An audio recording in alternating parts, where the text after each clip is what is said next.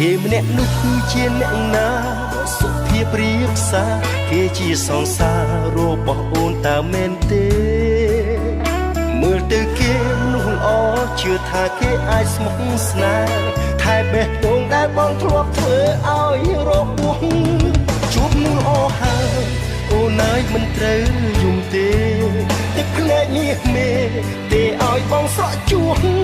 ហើយរាល់ការឈឺចាប់ឲ្យបងរ៉ាប់រងចុងនោះ